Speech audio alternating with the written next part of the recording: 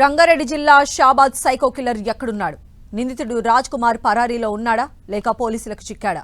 రాజ్ కుమార్ ను పోలీసులు అదుపులోకి తీసుకున్నారా? నిన్ననే అదుపులోకి తీసుకొని ప్రశ్నిస్తున్నారా? ఒకవైపు అనేక ప్రశ్నలు తలెత్తుతూ ఉంటే స్థానికులు మాత్రం రాజ్ కుమార్ ను పోలీసులు పట్టుకెళ్లారని చెప్తున్నారు. ఓ కానిస్టేబుల్ సైకో కిల్లర్ ను పట్టుకున్నారని తాను స్వయంగా చూశానని చెప్తున్నారు. మరి రాజ్ కుమార్ పోలీసులకు చిక్కినట్టా లేనట్టా? పోలీసులు మాత్రం నిందితుడి కోసం గాలిస్తున్నామని చిక్కలేదని చెప్తున్నారు. మరోవైపు స్థానికులు మాత్రం రాజ్ కుమార్ ను పట్టుకెళ్లారని చెప్తున్నారు.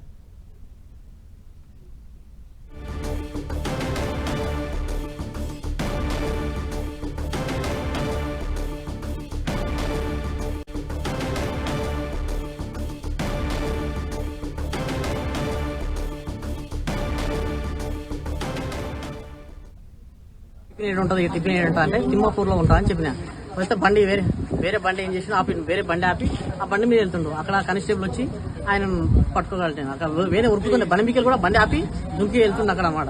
దుంకి వెళ్తే ఆ కానిస్టేబుల్ పట్టుకొని వెళ్ళిన ఆయన ఎన్ని గంటలకు జరిగింది? 9 అంటే టైం చూసుకోలేదు. నువ్వు పట్టుకోలేదు? నేను పట్టుకోలేదు. ఆయన ఎట్లా వచ్చింది? వెహికల్ మీద వచ్చిన వెహికల్ మొత్తం నడుచుకోవచ్చు ఇక్కడ నడుచుకోవచ్చు.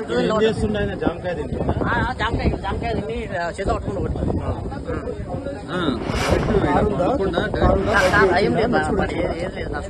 అక్కడ వచ్చినట్టున్నాడు. ఇక్కడ వచ్చింది తెల్లగా ఈడైతే పడ్డాడు. లేవు వెహికల్స్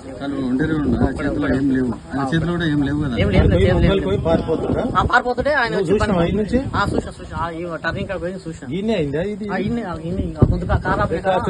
దుంకిపోతుందా ఉరుకుతున్నా. అక్కడ ఉరుకుతాక ఆయన వచ్చి పట్టుకుంది గలబట్టి ఒకటే ఎక్కువ ఆయన వేరే వ్యక్తి బైక్ మీద వచ్చిందా? బైక్ మీద వచ్చి అక్కడికి బైక్ కానిస్టేబుల్ ఒకటే వచ్చింది. అక్కడ వచ్చింది.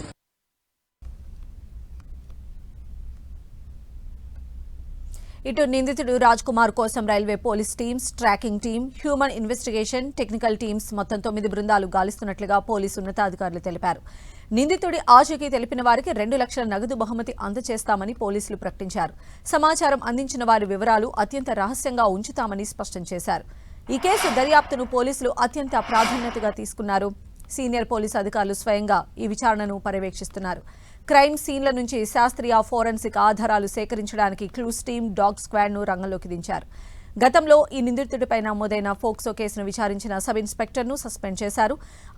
ఆనాటి దర్యాప్తులో కొన్ని లోపాలు జరిగినట్లు గుర్తించడంతో ఈ చర్య తీసుకున్నారు. సిఐ క్రాంతిరెడ్డిని సస్పెండ్ చేస్తూ సిపి తరుణ్ జోషి ఆదేశాలు జారీ చేశారు. బాలిక తల్లి ఫిర్యాదుతో మే 16న రాజ్ కుమార్ పైన పోక్సో కేసు నమోదైంది. అనంతరం మే 26న రాజ్ కుమార్ ను అరెస్ట్ చేసి జైలుకు పంపించారు పోలీసులు. అయితే శుక్రవారం బెయిల్పై విడుదలైన రాజ్ కుమార్ రాత్రి 11 గంటల సమయంలో నేరుగా మైనర్ బాలిక ఇంటికి వెళ్లాడు. బాలిక ఇంట్లోకి ప్రవేశించి ఆమెను బలవంతంగా లాక్కెళ్లే క్రమంలో బాలిక తల్లి లక్ష్మి, నాయనమ్మ రుక్కమ్మ అడ్డుపడ్డారు. దీంతో వారిద్దరిని కత్తితో పొడిచి చంపాడు. అనంతరం బాలికను దైవాలగూడ సమీపంలోని అఖిల్ సాగర్ చెరువు సమీపంలోకి తీసుకువెళ్లి పీక కోసి హత్య చేశాడు. శనివారం తెల్లవారుజామున తన ఇంటికి వెళ్లిన రాజ్ కుమార్ భార్య సరితతో పాటు 2 కుమారులను కత్తితో పీకలు కోసి దారుణంగా హతమార్చాడు. తర్వాత తండ్రి అరుణ్ కుమార్ కు ఫోన్ చేసి అందరినీ చంపేశానని, తాను బలవన్మరణం చేసుకుంటున్నానని చెప్పాడు.